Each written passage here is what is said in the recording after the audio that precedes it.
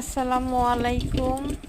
আজকে আপনাদের সাথে ছোট মাছের চচ্চড়ি আমি যেভাবে করি সেভাবে শেয়ার করলাম।